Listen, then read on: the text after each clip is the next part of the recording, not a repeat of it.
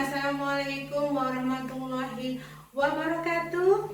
Apa kabar adik-adik mahasiswa yang Bunda sayangi?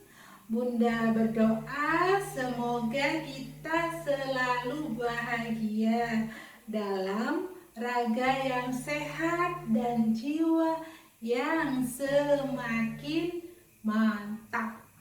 Oke, Bunda berharap adik-adik mahasiswa tetap semangat. Walaupun kita berbeda jarak, Bunda di sini dan Anda di sana, namun kita berada di bawah langit yang sama. Untuk itu, marilah kita sama-sama semangat. Alhamdulillah kita sudah memasuki pertemuan yang kedua. Bunda ucapkan terima kasih atas perhatian adik-adik mahasiswa yang telah menyimak video-video dari Bunda. Oke, nanti setelah Anda menyimak video Bunda yang kedua ini, silakan Anda menulis nama, NIM, kelas, dan pengalaman atau pertanyaan yang berhubungan dengan materi pertemuan yang kedua ini. Untuk mahasiswa berkebutuhan khusus, silakan meminta bantuan teman, sahabat, orang tua untuk memahamkan materi dari Bunda. Dan Bunda telah memfasilitasi mahasiswa berkebutuhan khusus dengan teks tertulis yang ada di PowerPoint yang telah Bunda kirim melalui ketua kelas. Bismillahirrahmanirrahim. Baiklah adik-adik mahasiswa yang Bunda rindukan, untuk pertemuan kita yang ketiga ini dalam mata kuliah Bina Perilaku dan Sosial Anak Berkebutuhan Khusus, kita akan membahas tentang konsep terjadinya perilaku, ya. Oke, sebelumnya Bunda ucapkan terima kasih kepada adik-adik mahasiswa yang berpesan bahwa adik-adik mahasiswa yang berkebutuhan khusus, yaitu sahabat tuli, membutuhkan layanan khusus. Untuk itu Bunda dalam mata kuliah ini Bunda iringi dengan bahasa isyarat, ya. Jadi penjelasan Bunda agak sedikit pelan. Oke, ya.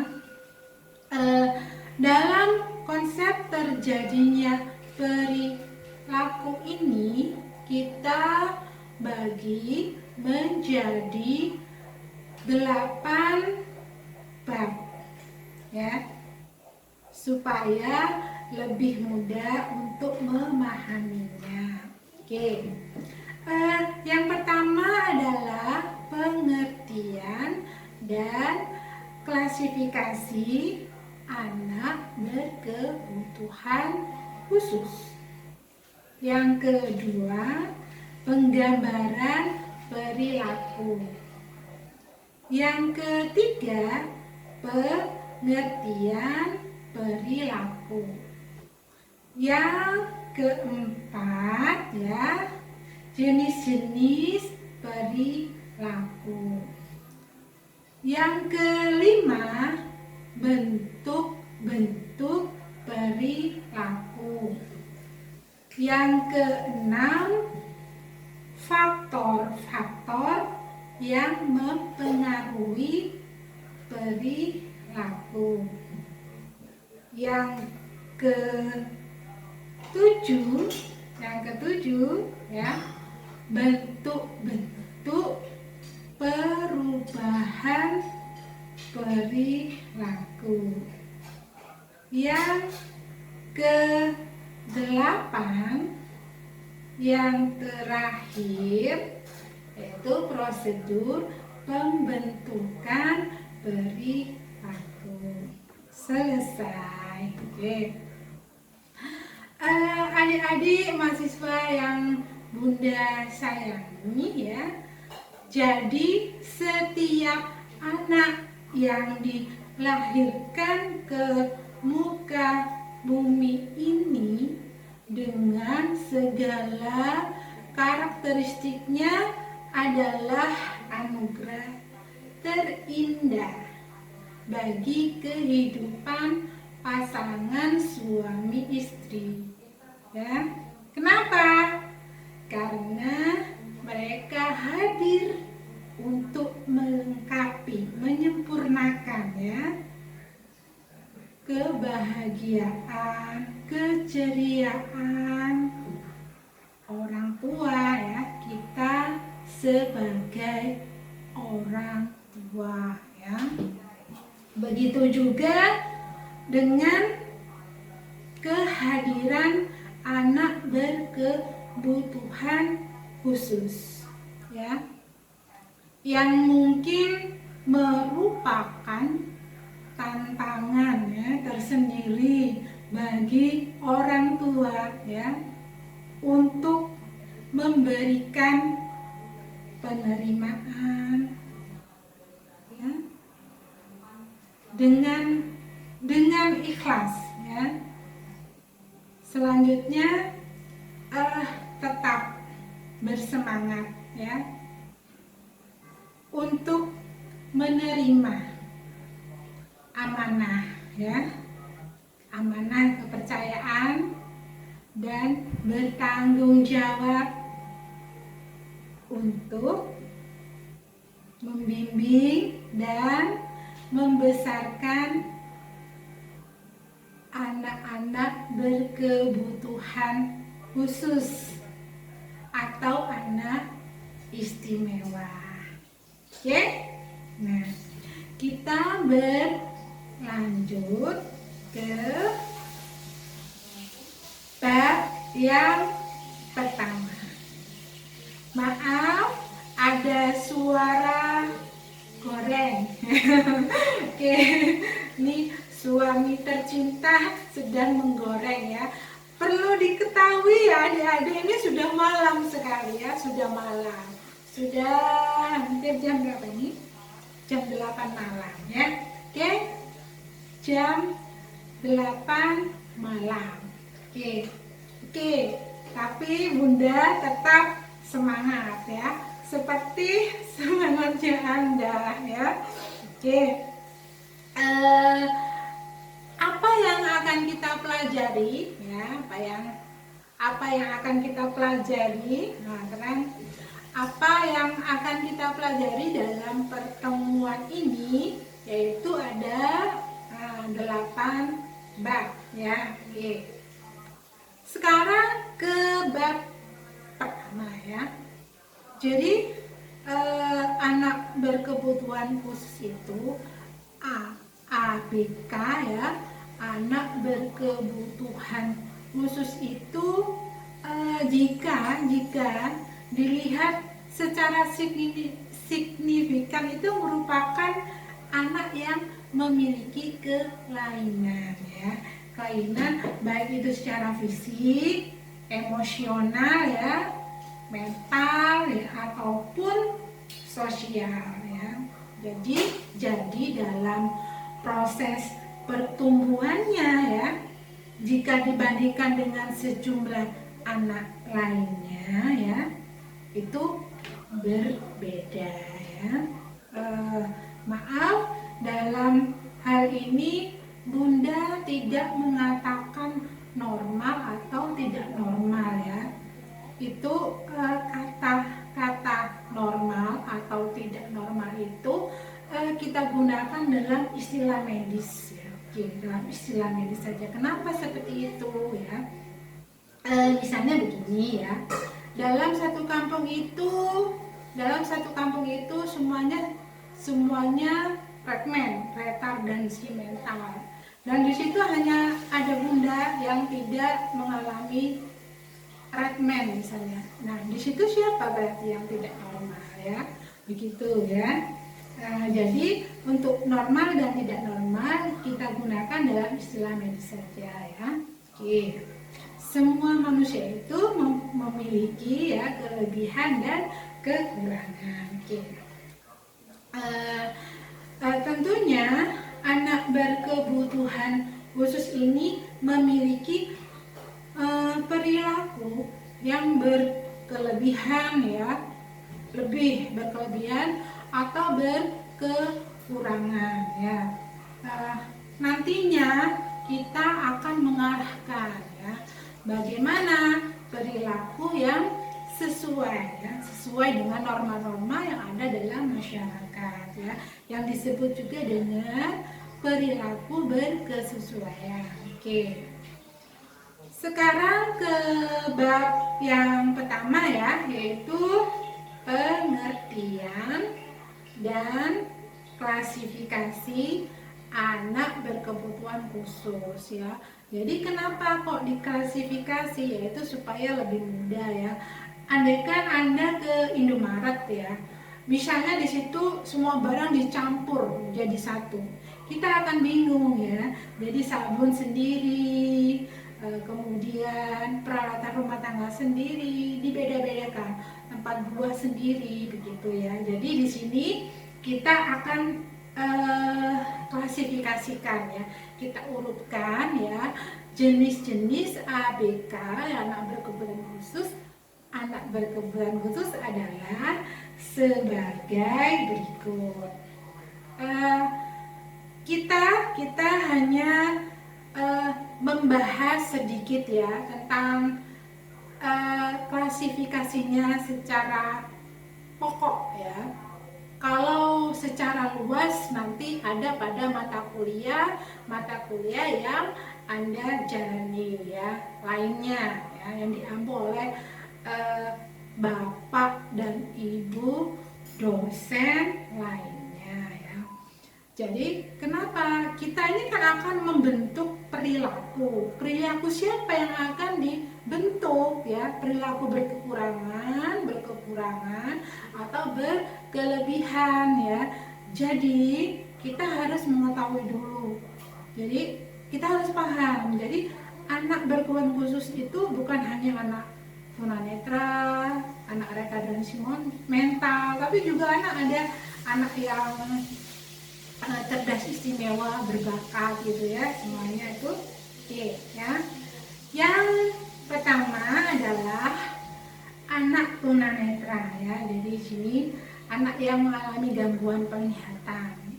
Nah, nanti penjabarannya ada pada mata kuliah pendidikan anak tunanetra ya. Yang kedua adalah tunarungu ya. Biasanya kalau tunarungu ini anak yang mengalami gangguan dalam pendengaran. Biasanya anak tunarungu ini lebih suka disebut dengan sahabat tuli ya. Oke. Yang ketiga adalah tunadaksa ya. Jadi anak tunadaksa ini anak yang mengalami kelainan dalam anggota tubuh ya. Nanti macamnya dalam tunadaksa itu banyak ya, ada cerebral palsy, ada amputasi dan lain sebagainya. Penjabarannya pada mata kuliah tunadaksa ya.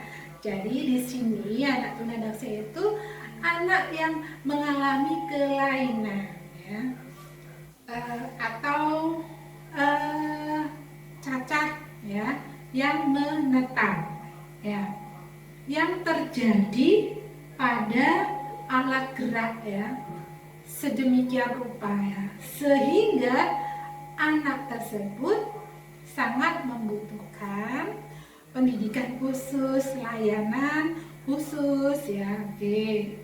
Yang keempat, nah ini yang jarang sekali disebut, ya.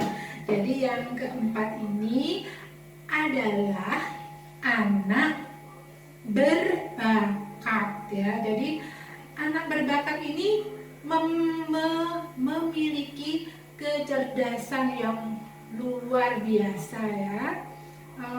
Contohnya anak ini usia 7 tahun misalnya, tetapi pengetahuannya seperti anak usia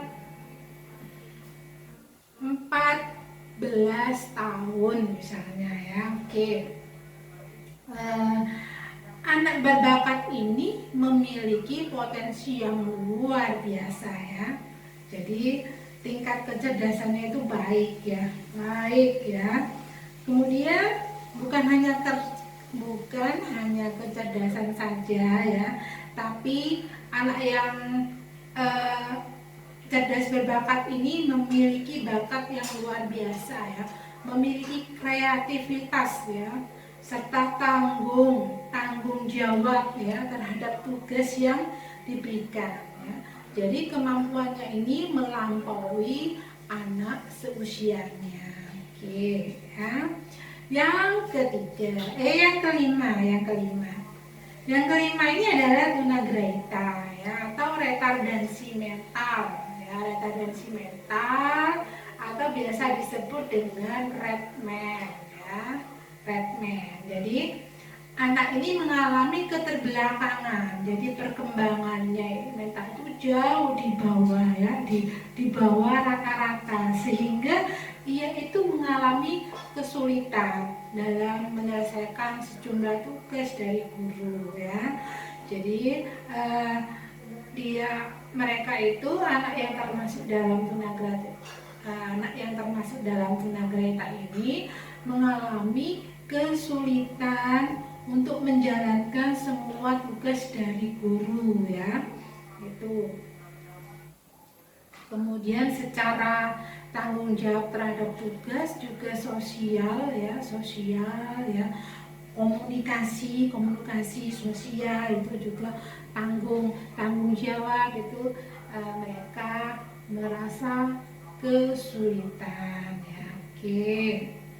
Sekarang yang keenam adalah lamban belajar atau slow learner, ya, Jadi ini anak slow learner ini memiliki potensi intelektual dengan jumlah yang tidak banyak, ya.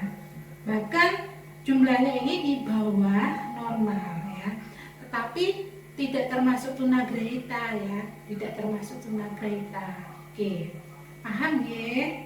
Oke, lamban belajar, ya. Tapi biasanya anak yang slow learner ini oleh Allah diberikan potensi lainnya, ya. Juga anak berkebutuhan khusus lainnya. Oke. Sekarang yang ketujuh, ya. Jadi anak yang mengalami kesulitan belajar spesifik. Ya. Jadi anak ini yang memiliki kesulitan dalam belajar spesifik, ya, merupakan anak yang dilihat secara mental itu mengalami kesulitan, ya, dalam menyelesaikan tugas-tugas dari bapak guru, ya. Yaitu karena apa? Karena adanya disfungsi neurologis, ya.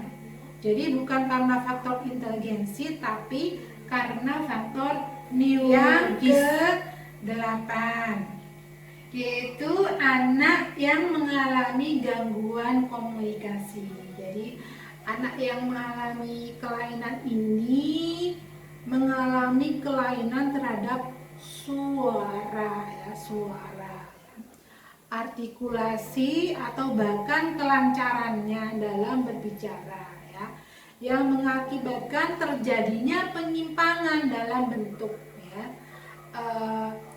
Misalnya di sini bibir sumbing ya, cerebral palsy ya. Anak ini tidak tuli, bisa mendengar, namun dalam bicaranya dia terganggu ya karena ada organ-organ yang terganggu ya, seperti bibir sumbing ininya kan terbuka ya, jadi dia artikulasinya itu terganggu ya, tapi mereka bisa dengar ya, bisa dengar. Oke. Kemudian yang ke-9 adalah tunalaras ya. Tunalaras ini anak yang mengalami gangguan emosi ya, gangguan emosi dan perilaku ya. Jadi dia itu mengalami kesulitan dalam proses menyesuaikan diri ya. Ini biasanya masyarakat umum menyebutnya dengan anak nakal ya. Tapi kita sebagai calon ilmuwan, sebagai adik-adik sebagai calon ilmuwan ya, sebagai akademisi, jangan katakan anak nakal ya, karena di dunia ini tidak ada anak nakal sebenarnya ya. Kenapa? Karena mereka itu semuanya korban ya, korban dari pola asuh orang tua, pola didik orang tua, pola asuh guru, pola didik guru, juga lingkungan ya. Jadi semuanya itu anak-anak di dunia ini sebenarnya baik ya, tidak ada anak yang jahat, semuanya itu baik ya. Kenapa dia bisa berubah? Karena kesalahan orang tua dalam mendidik ya, juga mungkin kesalahan guru dalam mendidik, dan mungkin juga kesalahan dari lingkungan ya. Jadi sebenarnya anak tunalaras, anak yang nakal ya katanya itu jangan dikatakan sebagai anak nakal ya. Biasanya kita menyebutnya anak nakal ya, kurang suai, salah suai ya, gangguan emosinya ini terganggu ya. Oke. Jadi waktu itu Bunda mempunyai seorang murid ya, yang dikatakan sebagai tunalaras ya. Bunda tidak berhak untuk mengkategorikannya ya, tetapi ada ini observasi dari dokter ya. Jadi kenapa si anak ini mengalami seperti itu? Ternyata anak tersebut mengalami ini selain korban dari lingkungan ya, dia juga waktu dalam kandungan itu ibunya itu mengalami sakit ya, penyakitnya apa Bunda lupa ya, yang jelas penyakit tersebut hanya bisa diobati di Singapura gitu waktu itu ya. Jadi oleh dokter itu, Bu, ini anaknya ini terkena virus ya, jadi otaknya sebaiknya digugurkan, tetapi si ibu itu mempertahankan.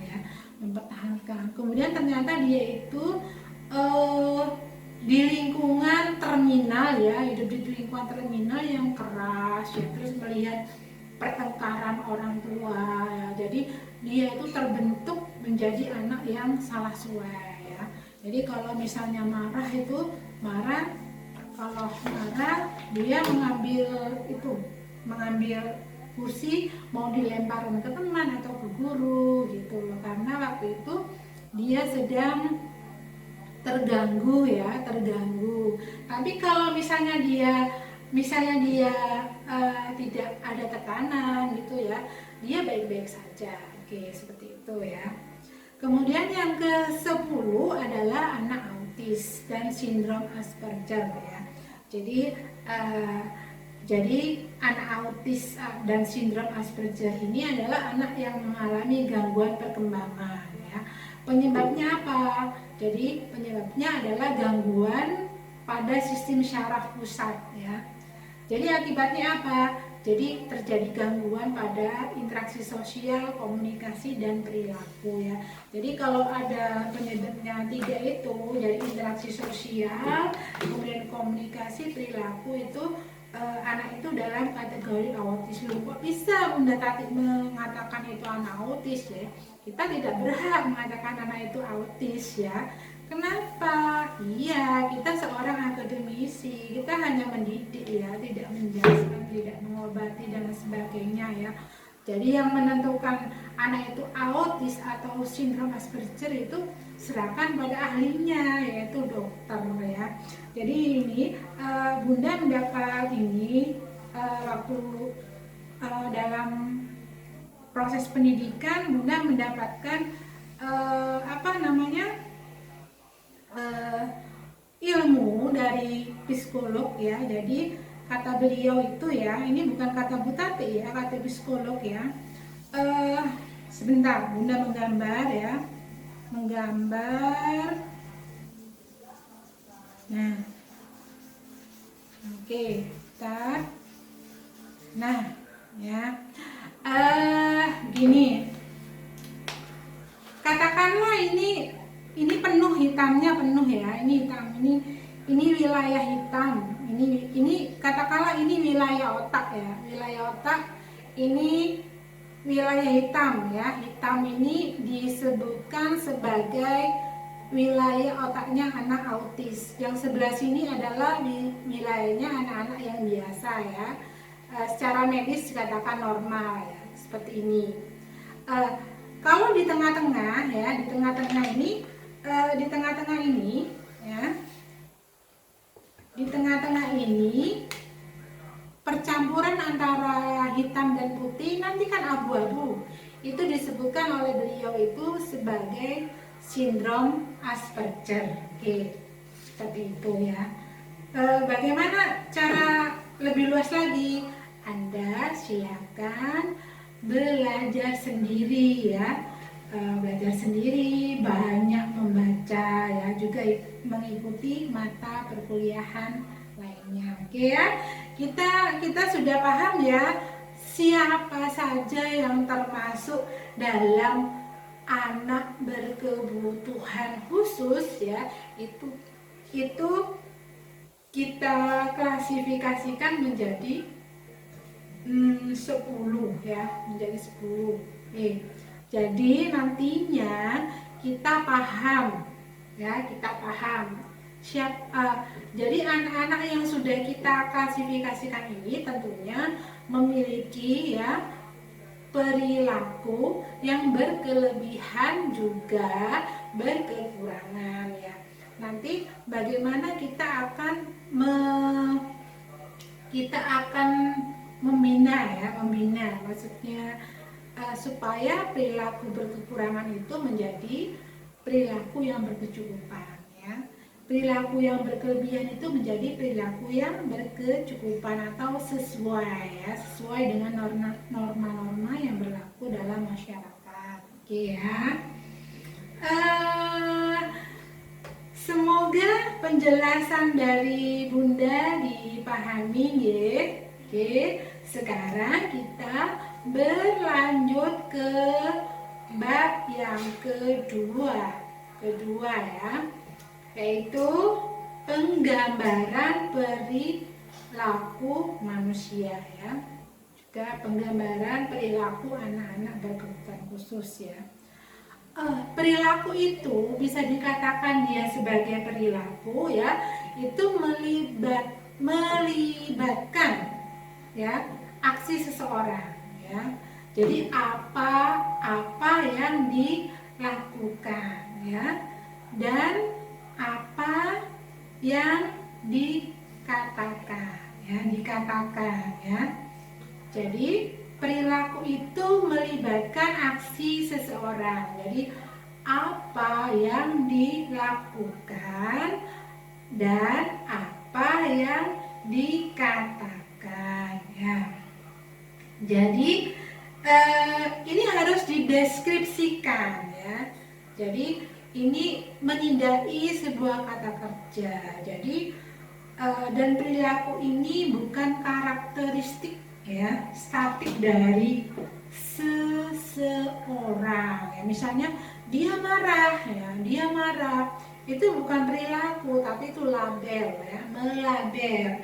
Jadi harus kita deskripsikan, kita jabarkan. Misalnya, oh Suketi itu marah ya, Suketi itu marah dengan berteriak ya, sambil membanting ya, membanting pintu misalnya. Itu deskripsi dari marah. Jadi bisa dikatakan sebagai perilaku jika kita deskripsikan ya, oke. Kemudian yang kedua adalah perilaku itu memiliki satu atau lebih ya dimensi yang dapat diukur ya. Apa saja? Yaitu frekuensi, durasi, intensitas, dan latensitas. Oke. Misalnya frekuensi itu menghitung jumlah pada waktu perilaku itu terjadi ya. Misalnya, oh Suketi itu menggigit jarinya 12 kali selama belajar di kelas misalnya ya. Kemudian yang kedua adalah durasi. Jadi durasi ini waktu ya, atau waktu ketika kejadian dari perilaku itu berawal sampai berhenti ya, gitu. Misalnya Suketi menangis selama 15 menit gitu ya. Tuh. Kemudian yang C adalah intensitas. Intensitas ya. Jadi ini kekuatan fisik dalam perilaku ya. Kekuatan ini bisa diukur. Misalnya Suketi mengangkat karung beras seberat 25 kilo misalnya, seperti itu ya. Kemudian yang keempat adalah latensitas. Jadi latensitas ini kecepatan dari perilaku, jadi bisa diukur. Oke. Selanjutnya, apa sesuatu yang bisa dikatakan sebagai perilaku, yaitu perilaku itu dapat diamati, dideskripsikan, dan direkam ya oleh orang lain ya, atau oleh orang yang terlibat dalam perilaku ya. Jadi karena sebuah perilaku itu ada dalam sebuah aksi ya, maka kejadian itu dapat diamati dan orang dapat melihat ya ketika perilaku itu terjadi ya, atau mendeteksinya lewat rasa ya, Oke. Selanjutnya ya, perilaku itu memiliki dampak pada lingkungan ya, termasuk secara fisik atau lingkungan sosial ya. Jadi lingkungan sosial itu orang lain dari luar diri kita ya. Jadi karena perilaku itu sebuah aksi yang termasuk gerakan ya, melalui celah dan waktu ya, melalui celah dan waktu. Kejadian dari perilaku itu akan berdampak ya, itu berefek bagi lingkungan sekitarnya ya. Misalnya ya, kita memencet tombol lampu ya, ini ya. Nah kan lebih gelap, terang, gelap, terang. Itu adalah dampak ya, atau efek secara fisik ya. Kemudian misalnya di dalam kelas Anda angkat tangan ya, kemudian Bunda menanyai Anda, itu adalah efek. Itu jadi perilaku yang berdampak, memiliki dampak bagi lingkungan sekitarnya ya. Oke. Kemudian berdampak ya, kemudian pada kesimpulan ya. Jadi kesimpulan dari pengertian perilaku ini yang ketiga adalah kesimpulan dari perilaku ya. Jadi perilaku itu adalah ya segenap manifestasi hayati individu ya dalam berinteraksi dengan lingkungannya ya, mulai dari perilaku yang nampak sampai perilaku yang tidak tampak. Jadi perilaku yang nampak juga perilaku yang tidak nampak ya. Kemudian dari yang bisa dirasakan sampai perilaku yang tidak bisa dirasakan ya. Kemudian perilaku itu merupakan hasil ya daripada segala macam pengalaman serta interaksi manusia dengan lingkungannya ya, yang terwujud dalam bentuk pengetahuan ya, sikap dan tindakan. Oke, itu kesimpulannya ya. Jadi perilaku tersebut merupakan respon atau reaksi individu ya, seseorang terhadap stimulus rangsangan ya, rangsangan yang berasal dari luar. Oke, tetap semangat ya. Kita berlanjut pada bab yang ketiga, yaitu pengertian perilaku yang merupakan kesimpulan ya. Jadi perilaku itu adalah segenap manifestasi perilaku hayati individu ya dalam berinteraksi dengan lingkungannya ya, mulai dari perilaku yang tampak ya sampai pada perilaku yang tidak nampak ya, juga perilaku yang bisa dirasakan dan perilaku yang tidak bisa dirasakan. Oke. Jadi perilaku itu merupakan respon atau reaksi seseorang individu ya terhadap stimulus yang berasal dari luar ya, dari luar maupun dari dalam dirinya ya.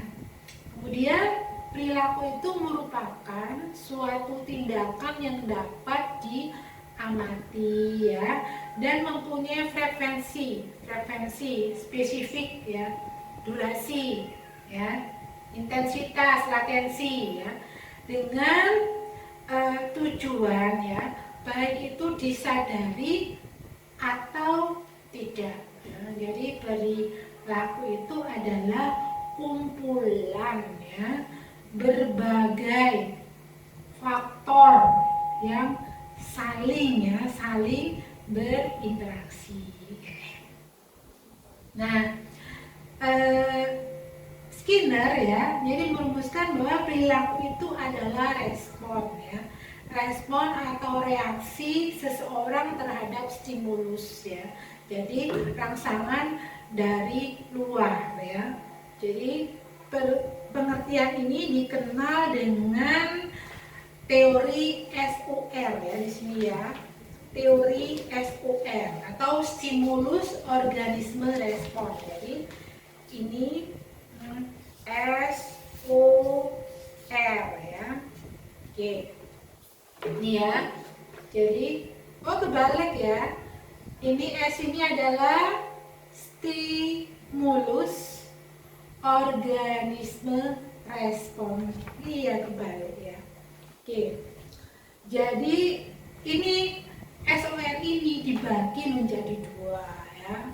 dari dua, yaitu responden atau reflektif ya, reflektif. Jadi respon ini dihasilkan oleh rangsangan-rangsangan tertentu ya.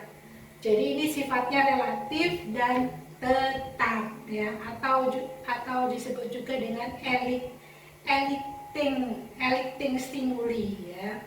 Jadi perilaku emosional yang menetap, misalnya ya, kita akan tertawa ya. Jika kita gembira ya, kita akan menangis.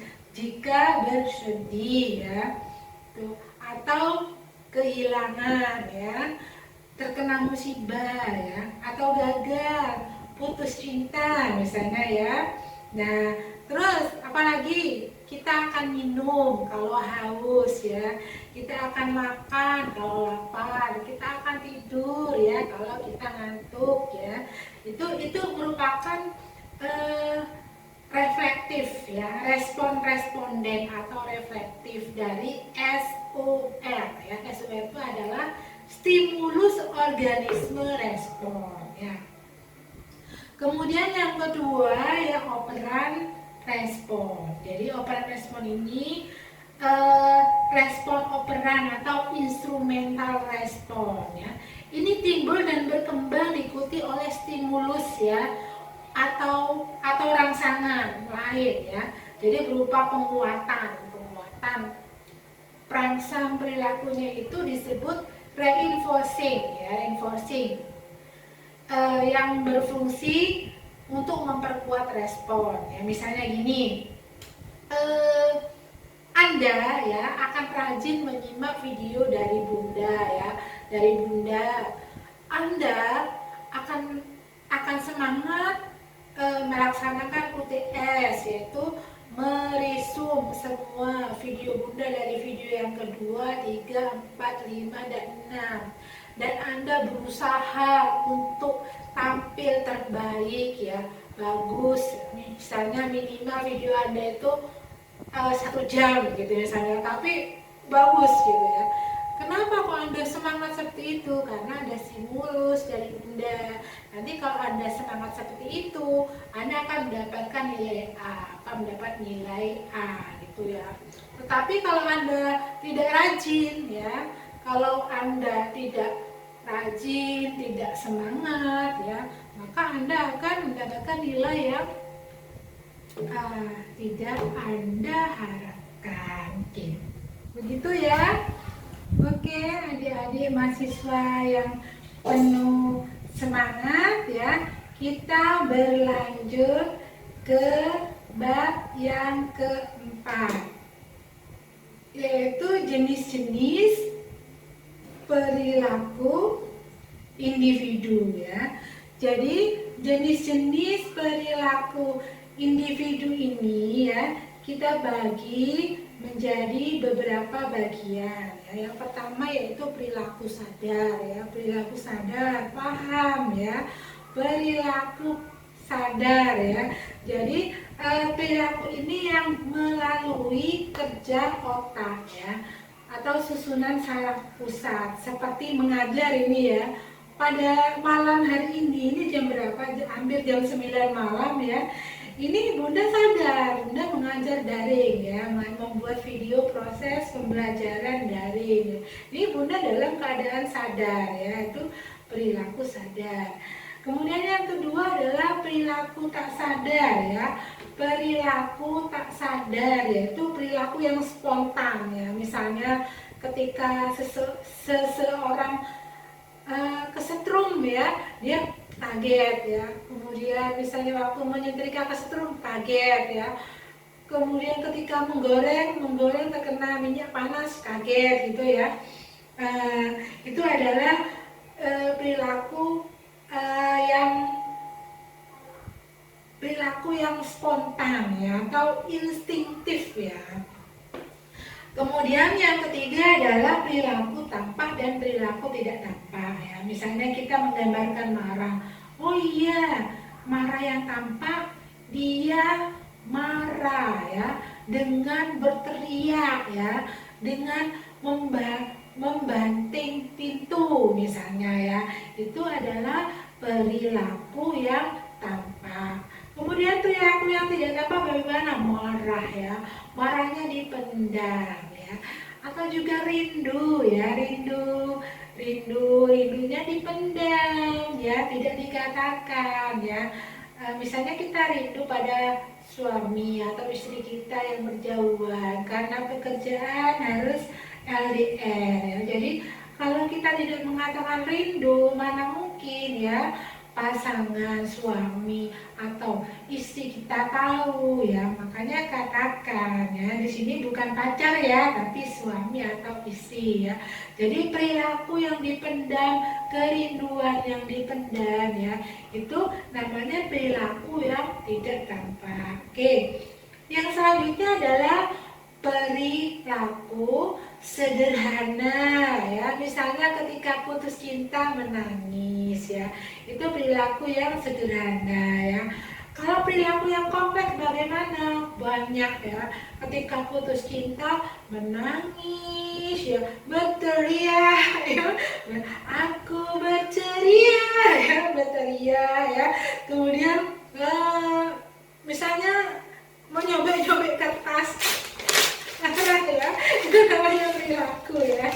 Membanting gelas ya, jangan ya. Oke, melempar piring ya, itu jangan ya. Itu perilaku yang kompleks ya. Menangis saja ya, tidak perlu dengan melempar, berteriak ya, tidak perlu ya. Tidak perlu barbar ya.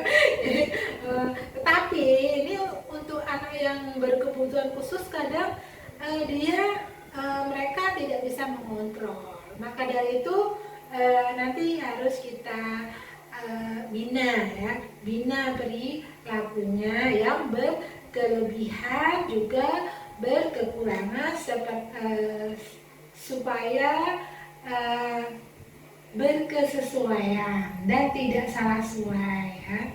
Oke ya. Kemudian selanjutnya adalah yang kelima adalah perilaku kognitif ya. Perilaku kognitif dan psikomotor. Jadi perilaku kognitif ini adalah upaya yang menyangkut aktivitas otak ya. Adalah termasuk dalam ranah kognitif ya. Jadi ranah kognitif ini ada 6 jenjang atau aspek. Yang pertama yaitu pengetahuan ya, atau hafalan, ingatan, atau kalau dalam bahasa Inggris namanya knowledge ya. Semoga betul ya. Karena Bunda dalam bahasa Inggris itu ya sederhana saja ya, karena bukan ahlinya, jadi kalau ada salah-salahnya ya Bunda mohon maaf ya, karena Bunda bukan ahli dalam bahasa Inggris ya. Ini percaya diri aja, percaya diri ya. Jadi knowledge gitu ya. Jadi pengetahuan. Yang kedua adalah pemahaman. Jadi comprehension ya, comprehension, pemahaman. Yang ketiga adalah penerapan atau application ya. Yang keempat adalah analisis atau analysis ya. Yang kelima adalah sintesis atau sintesis ya. Kemudian yang keenam adalah penilaian ya. Untuk semuanya penjabarannya jenengan ya, Anda banyak membaca, belajar di internet, baca di buku ya, koran, majalah dan lain sebagainya ya. Yang kita bahas adalah yang keenam yaitu penilaian atau penghargaan, evaluation ya. Contoh ya, bagaimana Bunda ini memberikan penilaian kepada Anda? Caranya yaitu Bunda melihat bagaimana Bunda menilai mahasiswa ya. Bagaimana Bunda akan memberikan penghargaan atau evaluasi pada mahasiswa? Kan tidak bertemu ya. Kita berada di dunia maya ya. Kita tempatnya berbeda ya, tapi kita berada di langit, di bawah langit yang sama ya. Jadi karena kita berada di bawah langit yang sama ya, jadi Bunda bisa memberikan penilaian kepada Anda. Caranya bagaimana ya? Dilihat dari absen, bagaimana Anda itu menyimak video Bunda kemudian absen ya. Kenapa Bunda absen saya itu kok tidak di apa namanya? Kenapa absen saya itu kok tidak direspon gitu ya? Mungkin Anda terlambat absennya ya kan? Bunda beri waktu 3 hari ya. Oke. Jadi terkadang mahasiswa ketika video Bunda saya itu langsung absen, bagus ya. Tapi itu berarti belum menyimak ya. Jadi syarat dari absen adalah Anda menyimak dulu ya. Jadi jangan khawatir, jadi setiap perkuliahan ini bertahap-tahap Bunda memantau Anda dari absen itu ya. Tapi jangan hanya absen saja, tapi mohon diperhatikan ya, diperhatikan karena video yang kedua, 3, 4, 5, 6 ini akan Anda resume ya. Oke, bagaimana caranya perilaku Anda yang taat pada peraturan ini? Bunda beri penghargaan ya, kalau Anda nilainya bagus ya, UTS-nya bagus, UAS-nya bagus, kemudian absennya bagus ya, presentasinya bagus ya, Anda dapat nilai A ya, dapat nilai A ya. Itu namanya evaluation ya, perilaku dalam ranah kognitif. Oke, ya, paham ya? Sekarang perilaku dalam ranah afektif ya. Jadi perilaku dalam ranah afektif ini adalah sikap atau nilai ya yang mencakup watak perilaku seperti perasaan, minat, sikap, emosi ya, dan nilai ya. Jadi dalam ranah afektif ini ya kita bagi lagi ya seperti ranah kognitif tadi ya menjadi beberapa jenjang ya. Kita kupas sedikit saja ya. Jadi receiving atau attending yaitu menerima ya, memperhatikan. Misalnya bagaimana anak cerdas istimewa itu bisa memperhatikan guru ya. Biasanya anak cerdas istimewa itu anak yang memiliki IQ tinggi itu biasanya mudah bosan. Apabila sudah diterangkan bu guru, diterangkan lagi dia itu akan bosan ya itu ya. Itu receiving, menerima atau memperhatikan. Jadi dia tidak konsen lagi ya. Jadi dalam penilaian perilaku afektif ini yang pertama adalah menerima ya, memperhatikan ya, bagaimana anak itu ya, anak retardasi mental itu bagaimana cara memperhatikannya bu guru di kelas itu ya, itu termasuk ranah afektif ya. Yang kedua itu ranah afektif yang pertama itu receiving, attending ya, itu menerima atau memperhatikan. Yang kedua adalah responding, jadi responding ya, menanggapi ya, mengandung arti adanya partisipasi aktif ya.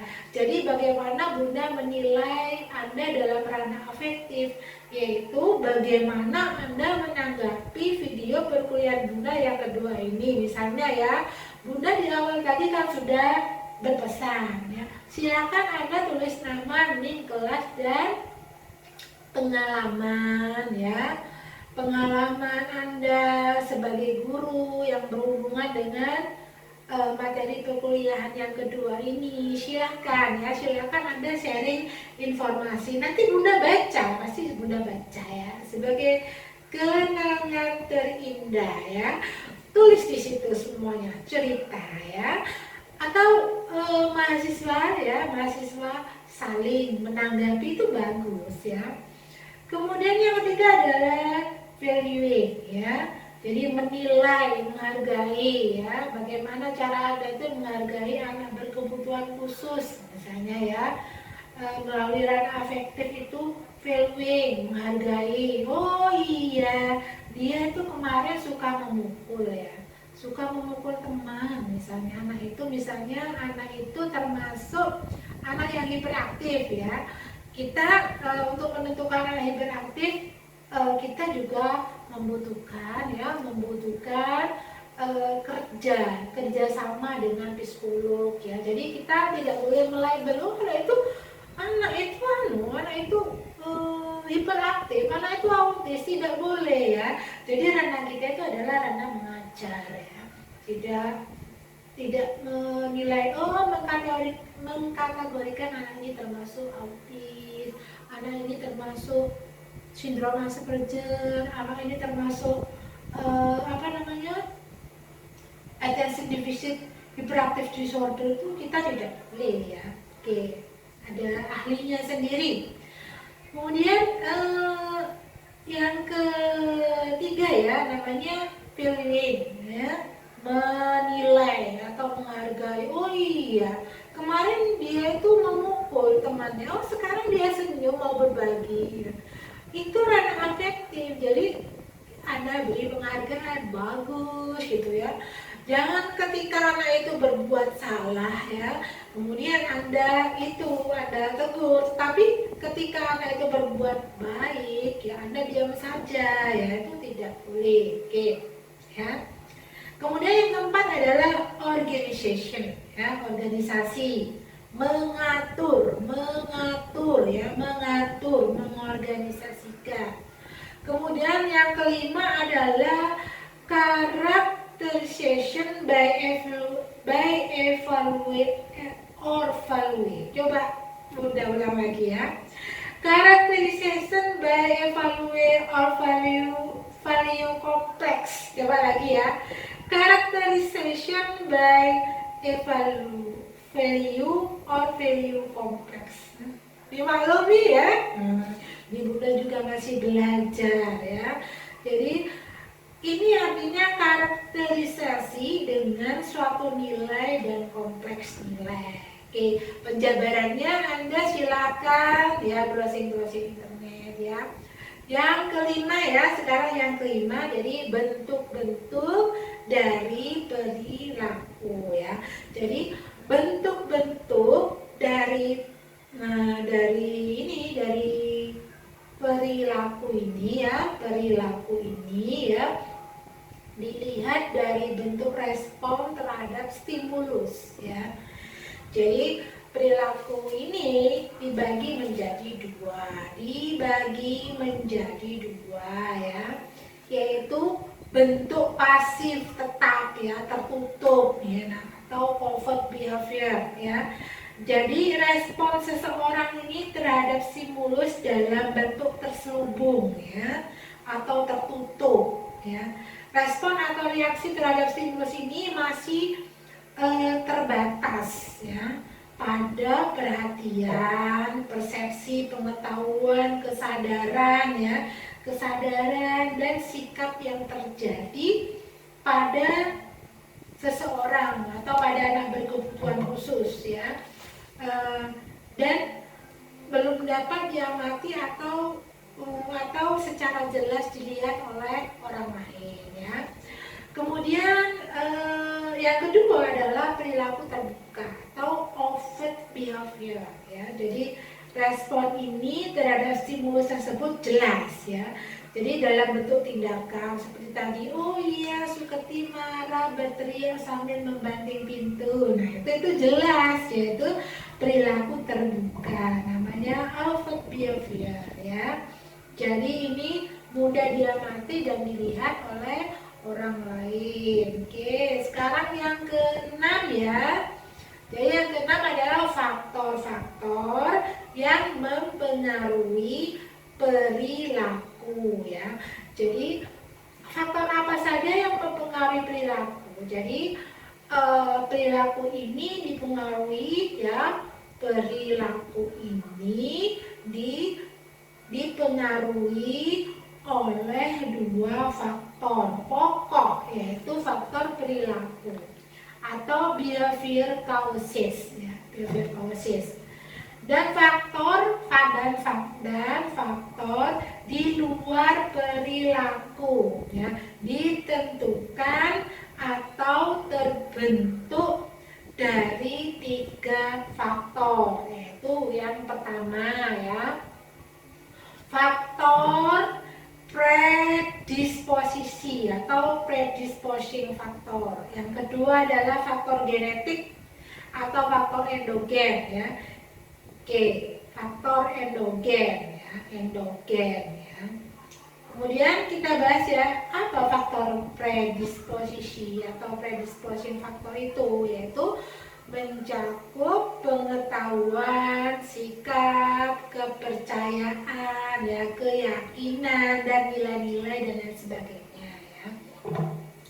Jadi pengetahuan ini apabila penerimaan perilaku baru ya, penerimaan perilaku baru atau adopsi perilaku melalui proses yang didasari oleh pengetahuan, kesadaran dan sikap yang positif ya, yang baik ya. Maka perilaku tersebut akan bersifat langgeng ya. Jadi perilaku itu kalau di perilaku ya, kalau didasari oleh pengetahuan, kesadaran ya,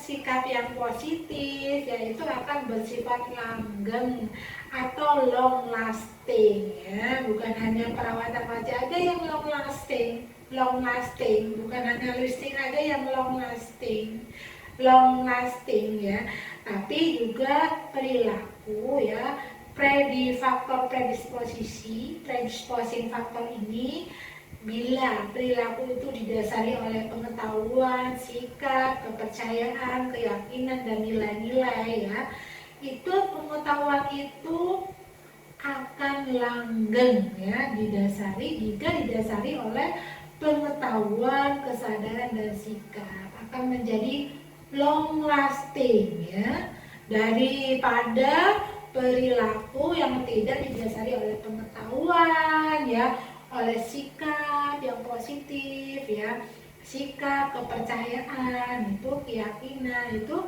tidak bersifat langgeng ya. Jadi pengetahuan atau kognitif ini merupakan domain yang sangat penting dalam membentuk tindakan seseorang ya. Oke.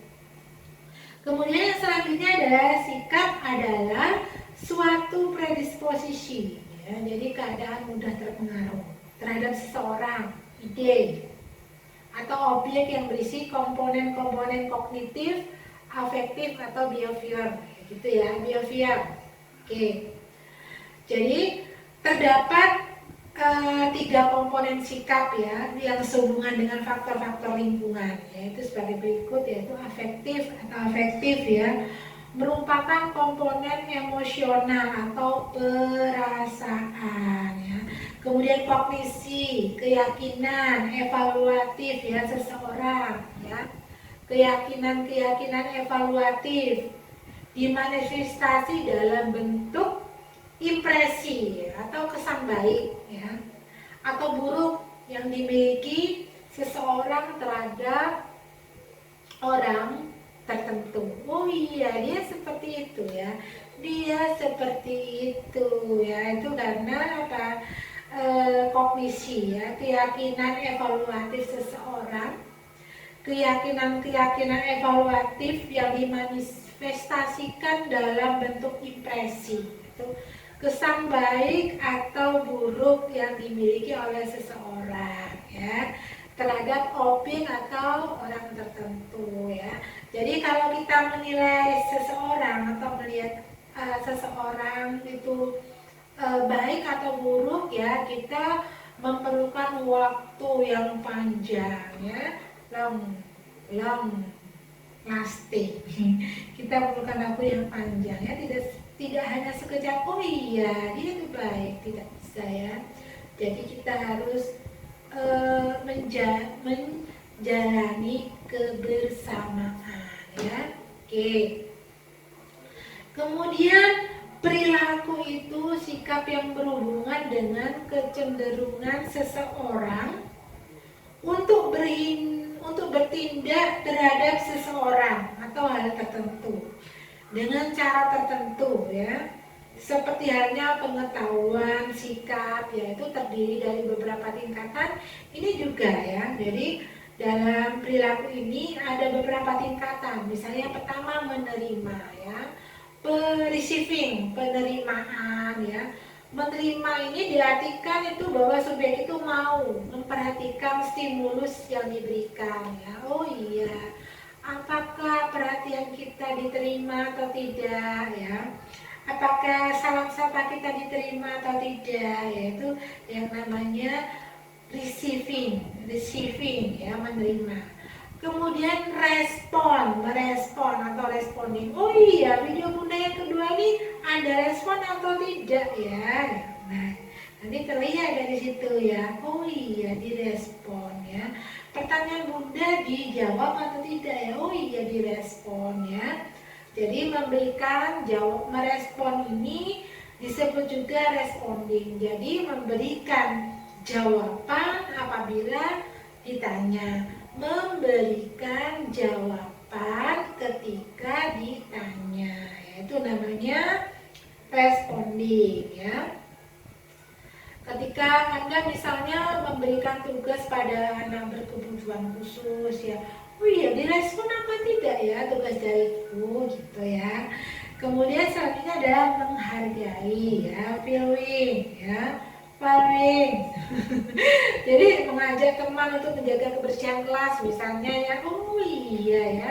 Jadi dia itu menghargai, mau mengajak temannya, ayo kita jaga kebersihan ya, misalnya.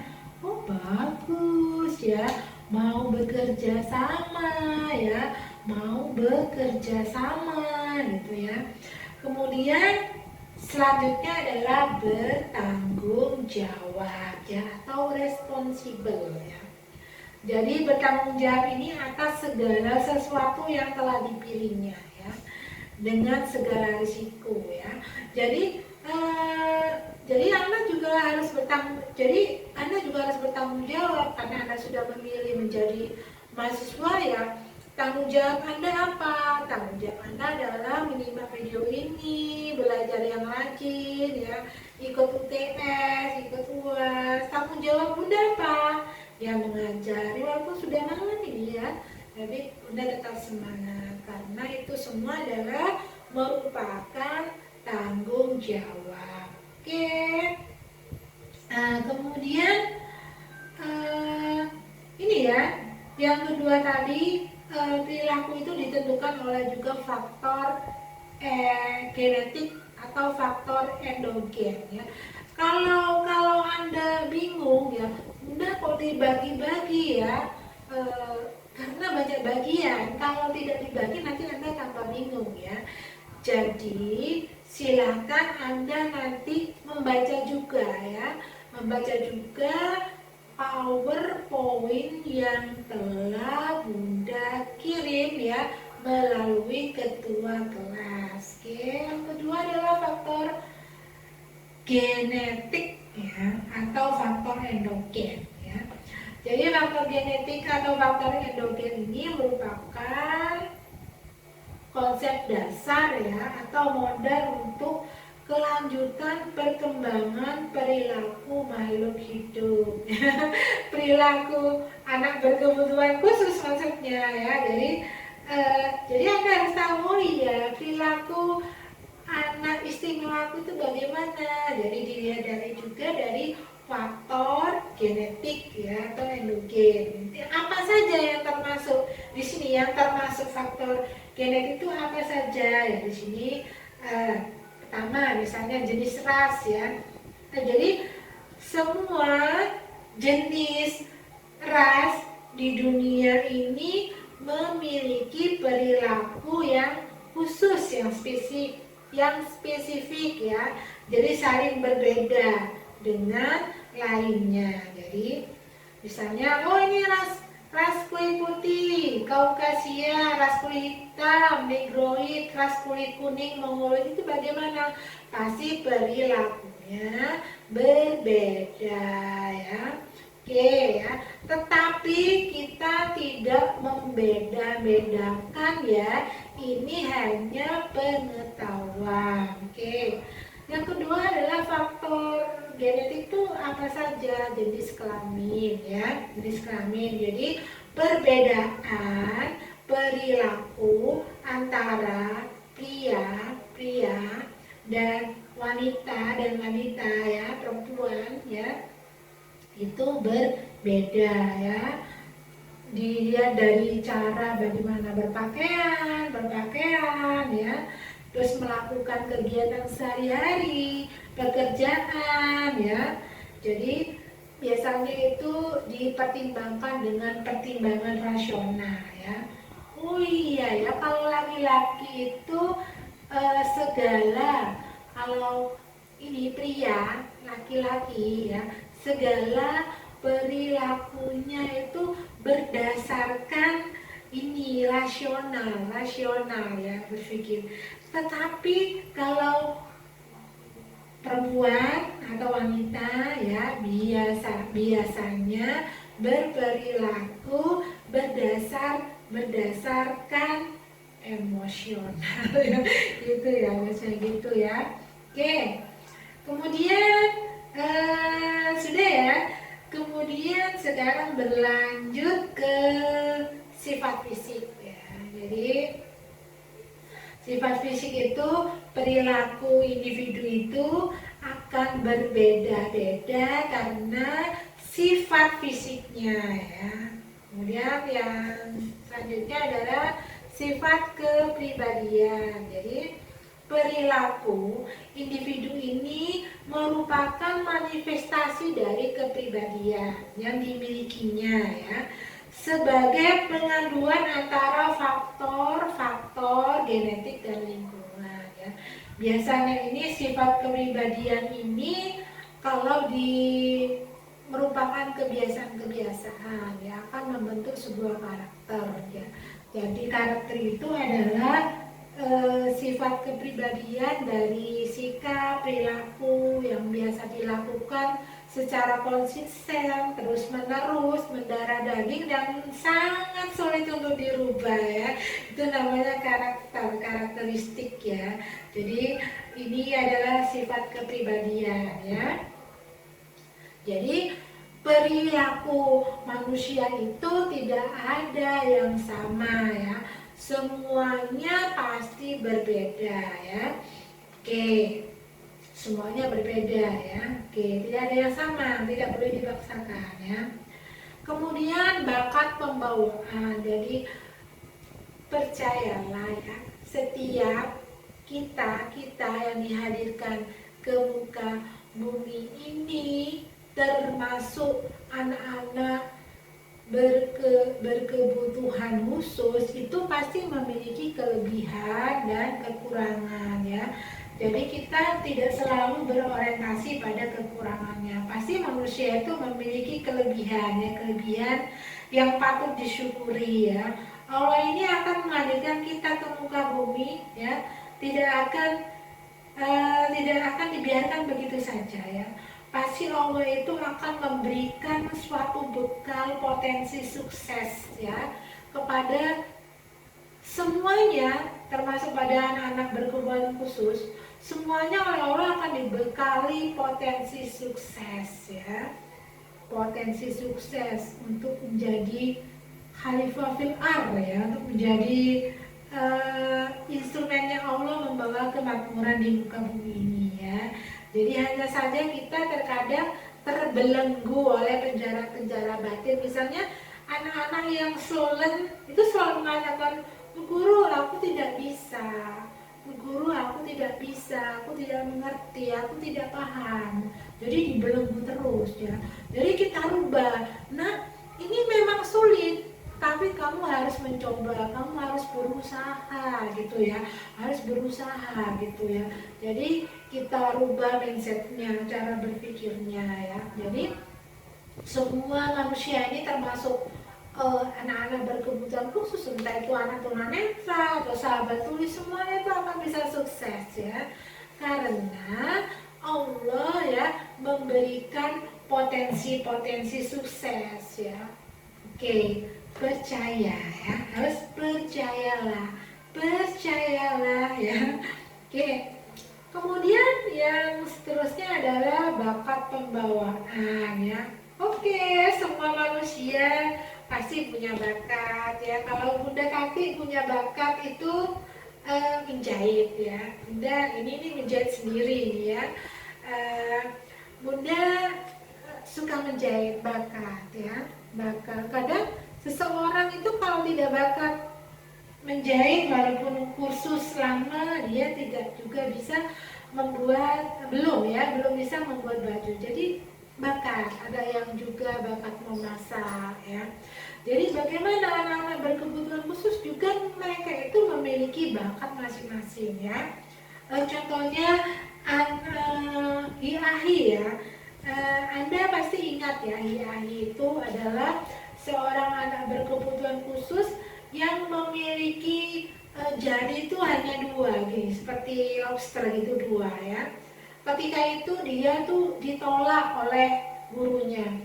Maaf Bu, saya tidak bisa menerima anak Anda karena anak Anda hanya memiliki ini, ibu jari dan kelingking. Bagaimana saya bisa mengajar anak Anda membaca, menulis kalau anak Anda seperti ini, kata bu gurunya. Nah, terus ibunya si Hiahi itu akhirnya hancur ya, merasa hancur hatinya gitu ya. Akhirnya dia semangat, aku akan jadikan anakku ini seorang ahli gitu ya. Akhirnya ibunya Hiahi itu memberikan layanan pendidikan kursus untuk anaknya itu bermain piano. Dan alhamdulillah dia itu ketika itu ditolak oleh gurunya ya, tetapi dia bisa membuktikan pada gurunya, bahkan pada dunia, bahwa dia itu bisa. Dia menyelenggarakan konser ya, konser di belahan bumi ini ya, di dunia, bahkan di Indonesia juga pernah ya. Maka Presiden Korea sendiri yang menyaksikan malah ya. Begitulah ya. Jadi anak-anak berkebutuhan khusus ini percayalah ya, semua pasti memiliki bekal potensi untuk sukses. Oke, Anda juga ya, Anda pasti sukses ya kalau Anda semangat. Oke. Sekarang adalah intelijensi ya. Jadi intelijensi ini sangat berpengaruh terhadap perilaku individu ya. Jadi karena itu kita mengenal ada orang yang intelijensinya tinggi. Wah, orang ini kok pintar sekali ya, seperti anak cerdas istimewa. Luar biasa ya, cerdas sekali ya. Dia itu masih SMP, tetapi cara berpikirnya, cara bicaranya sudah seperti anak kuliahan ya, sudah paham ya, sudah paham banyak hal ya, bahkan paham tentang kehidupan ya. Itu namanya anak cerdas, intelijensinya tinggi ya, melampaui dari umumnya. Oke, jadi bisa dilihat dari bagaimana dia itu cara mengambil keputusan ya, bertindak tepat, cepat ya, kemudian sigap gitu ya. Jadi berbeda dengan individu yang intelijensinya itu rendah ya, cara mengambil keputusan bagaimana. Jadi anak cerdas berbakat dengan anak yang slow learn itu berbeda cara mengambil sikap ya, cara menyelesaikan tanggung jawab itu sangat berbeda. Oke. Yang ketiga adalah faktor eksogen. Ya, faktor eksogen atau faktor dari luar individu ya. Faktor eksogen atau faktor dari luar individu ya. Ini apa saja? Yaitu faktor lingkungan ya, Jadi lingkungan di sini menyangkut segala sesuatu yang ada di sekitar individu, di sekitar anak berkebutuhan khusus itu bertumbuh dan berkembang ya. Jadi lingkungan ini sangat berpengaruh terhadap kemampuan individu berperilaku baik berkesesuaian atau berkekurangan ya. Karena apa? Karena lingkungan ini merupakan lahan perkembangan perilaku ya individu, itu dibentuk ya melalui suatu proses dalam interaksi manusia dengan lingkungannya ya. Jadi anak-anak berkebutuhan khusus yang tinggal di daerah pedesaan berbeda dengan anak berkebutuhan khusus yang tinggal di pegunungan ya. Di pesisir itu beda banget ya. Oke, lingkungan. Kemudian usia ya. Jadi faktor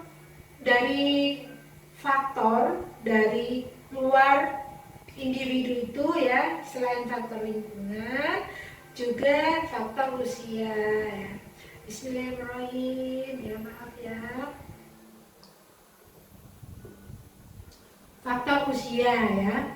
Jadi faktor usia ini adalah faktor terpenting juga dalam menentukan sikap individu ya. Jadi menurut ini perlu Anda mengetahui ya. Ternyata ini alhamdulillah ya, alhamdulillah Bunda Tati ini tidak termasuk tua ya. Karena apa ya?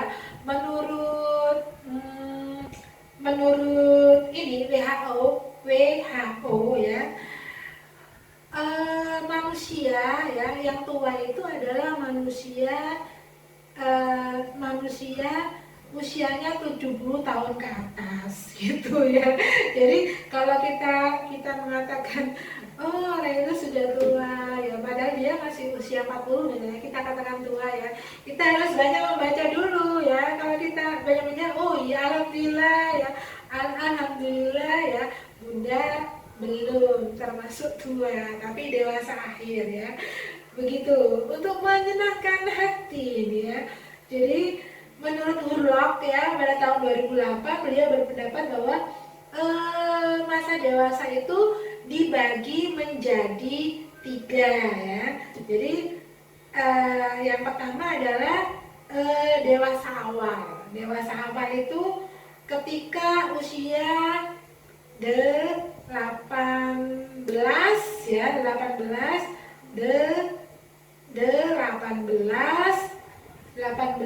tahun sampai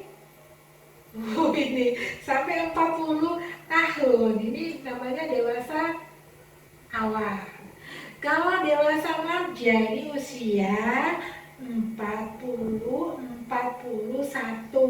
tahun sampai 60 tahun ya.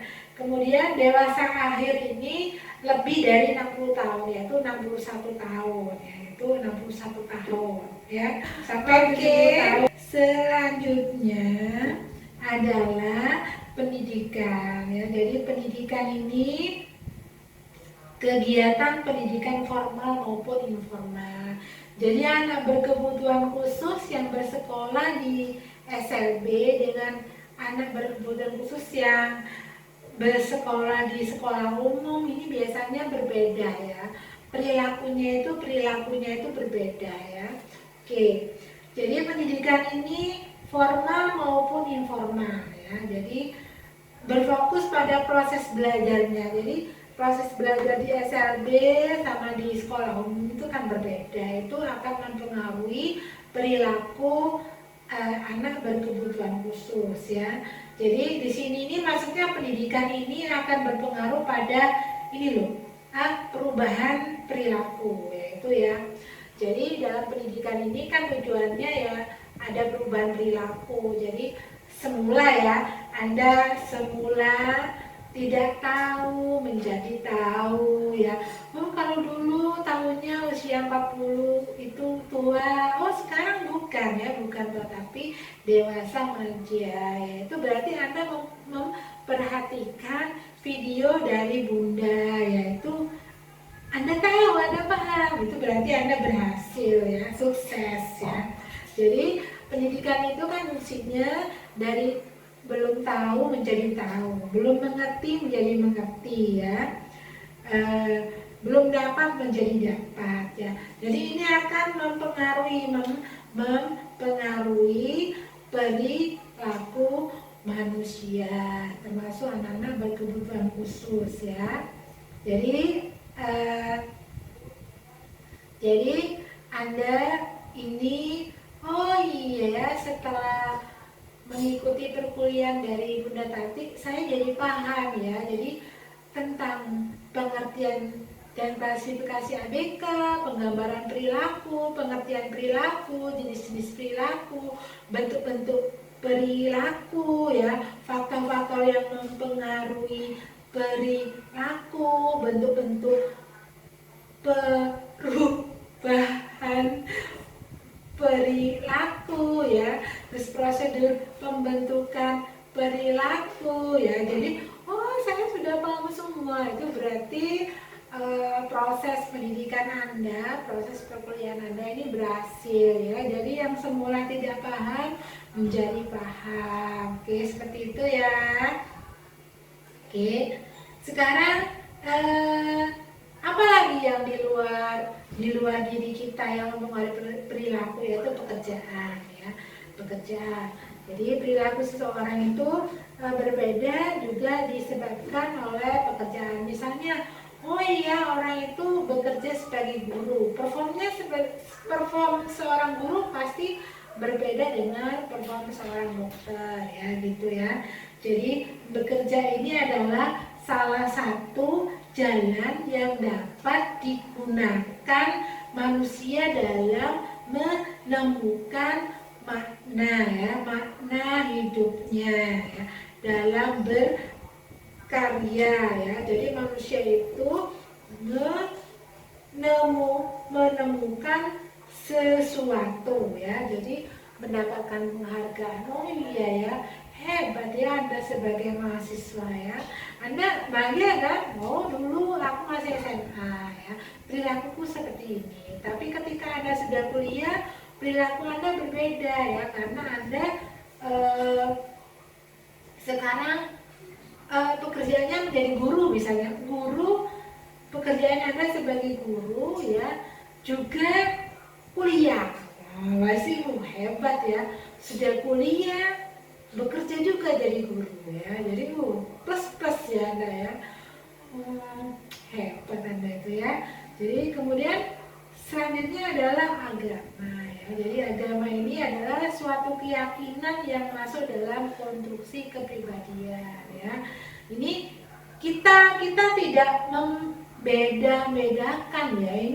Ini hanya pengetahuan ya. Jadi seseorang itu keyakinan hidupnya itu ya, jadi akan masuk dalam konstruksi kepribadian ya seseorang ya. Jadi cara bagaimana dia berpikir, kemudian cara bersikap, bereaksi ya, itu akan berpengaruh ya. Oke. Kemudian sosial dan status ekonomi ya. Sosial dan status ekonomi ini adalah posisi dan kedudukan seseorang di masyarakat ya. Jadi ini berhubungan dengan pendidikan ya, jumlah pendapatan, kekayaan serta fasilitas yang dimiliki. Jadi tentunya Bunda Tati berbeda jauh dengan wanita sosialita. Kalau Bu Tati sederhana ya, sederhana. Jadi status ekonomi ini juga menentukan ya bagaimana anak-anak berkebutuhan khusus itu berperilaku ya. Jadi misalnya anak berkebutuhan khusus itu status ekonomi orang tuanya itu tingkat atas gitu ya. Pastinya berbeda dengan anak berkebutuhan khusus yang tingkat kemampuan ekonomi orang tuanya itu rendah ya. Jadi ini berbeda banget ya. Jadi iya, dia itu anak itu ya cerdas istimewa, dimaklumi ya. Karena jadi nutrisi dia terpenuhi sejak dalam kandungan misalnya ya. Nutrisi gizinya terpenuhi. Oh iya. Misalnya orang tuanya bekerja sebagai dokter. Bagaimana dengan si B yang slow learner misalnya? Oh iya, jadi faktor di dalam dari si B itu karena mungkin ya selain faktor genetik, oh iya karena kekurangan gizi ya.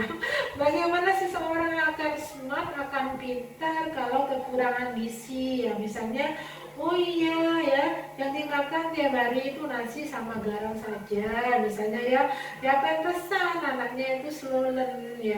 Tapi ingat ya, anak swollen itu bisa juga jadi orang sukses ya kalau dia itu memiliki kepribadian yang hebat ya, dibentuk oleh lingkungan ya. Jadi ya, anak-anak yang swollen itu belum tentu tidak sukses dalam hidupnya ya. Banyak anak-anak yang swollen itu ya, anak-anak yang sukses dia dalam hidupnya ya. Jadi dia itu mempunyai bakat yang bisa diandalkan ya. Jadi seseorang itu sukses bukan hanya karena kemampuan kognitifnya saja ya.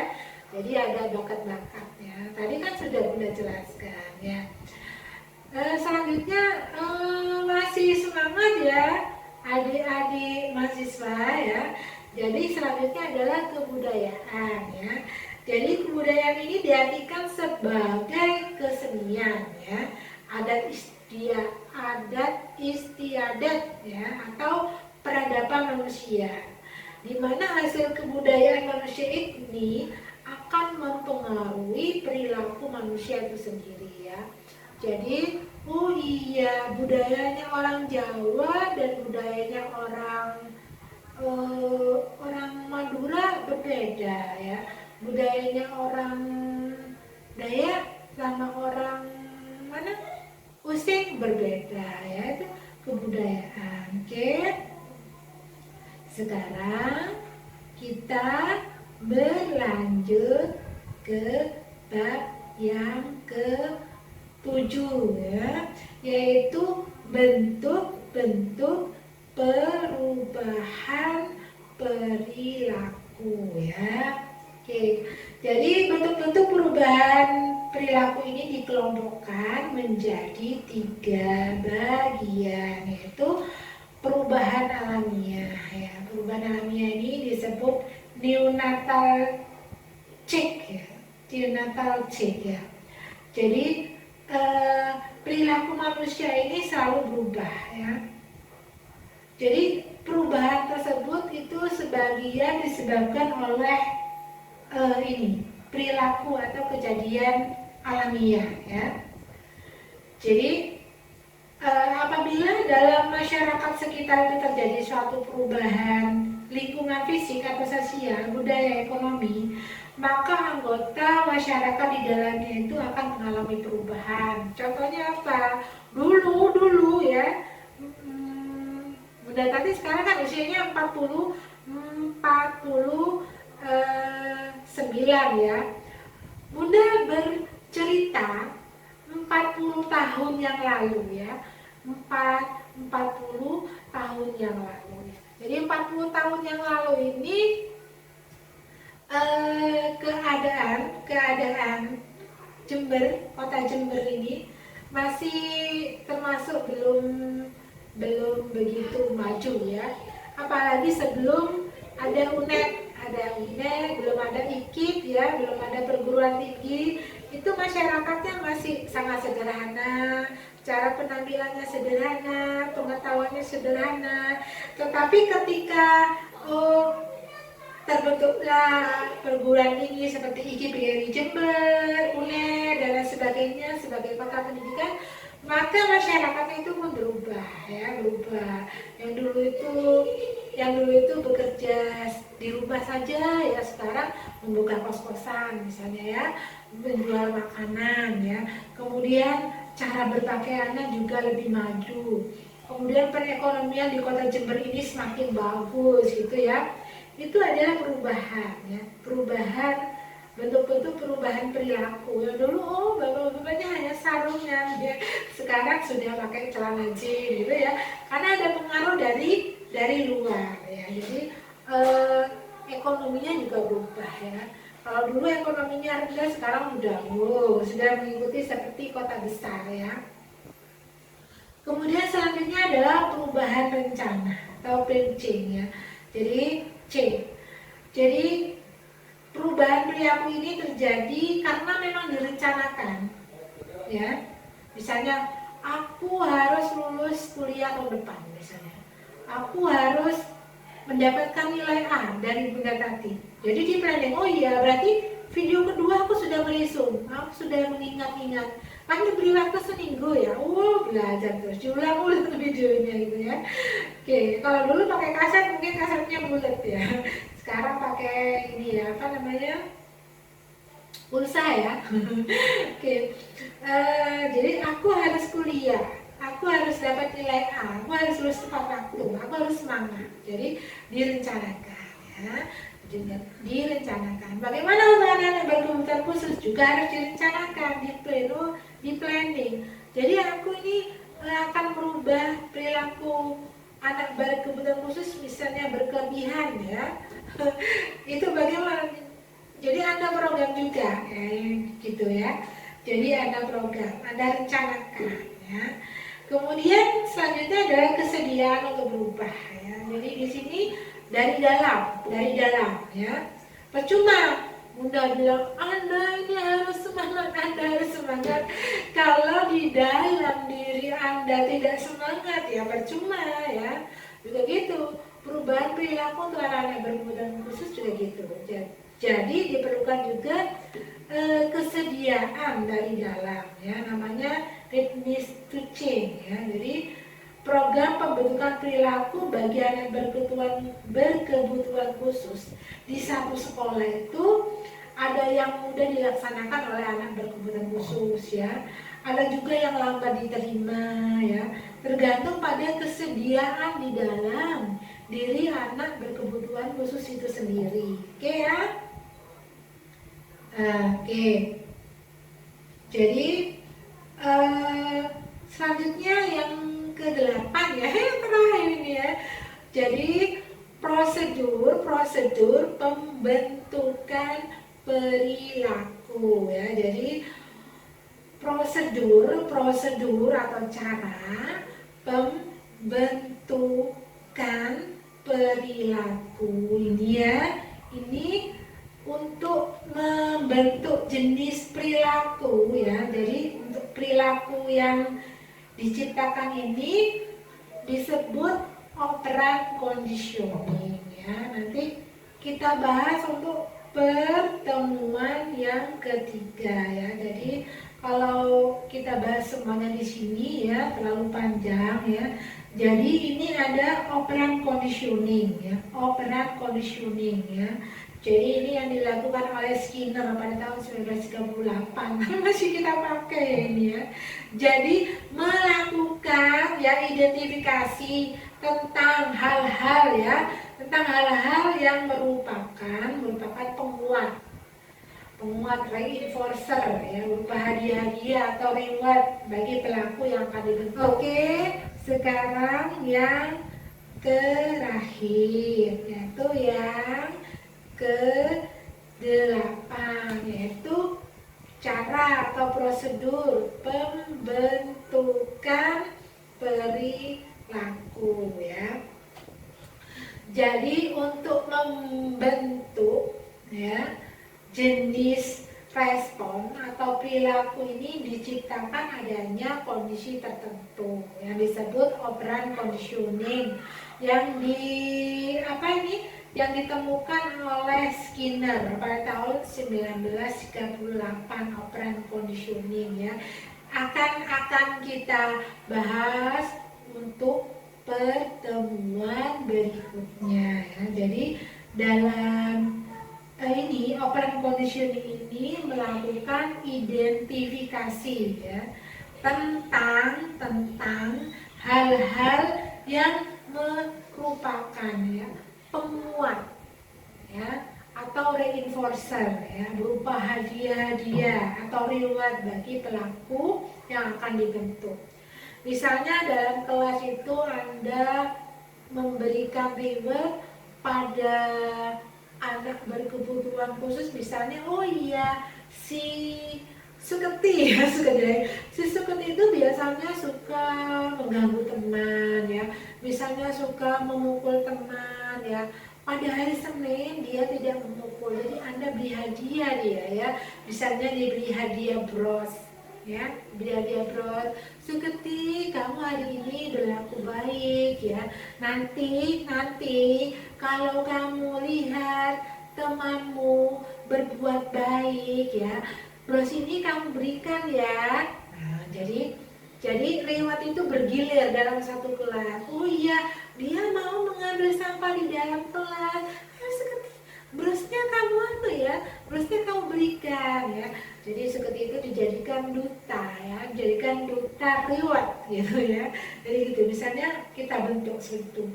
Jadi anak-anak dalam satu kelas itu akan berlomba-lomba menjadi yang terbaik ya, untuk mendapatkan reward atau hadiah dari Bu Guru berupa bros ya, bros yang bergilir ya.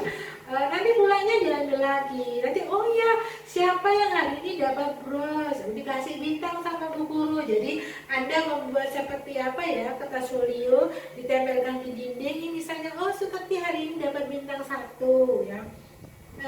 Beli bintangnya di mana? Di Indomaret banyak ya tempelan bintang. Anak itu bahagia sekali mendapat bros bergilir, dapat bintang. Aduh, bahagia sekali ya. Jadi bahagia itu sederhana ya. Oke, adik-adik mahasiswa yang selalu Bunda rindukan ya, Bunda cukupkan sekian saja ya pertemuan kita yang kedua ya. Bunda berdoa semoga semua hal yang telah Bunda menjelaskan bermanfaat ya bagi Anda juga bagi Bunda ya. Oke, terima kasih ya. Thank you for watching ya. Wassalamualaikum warahmatullahi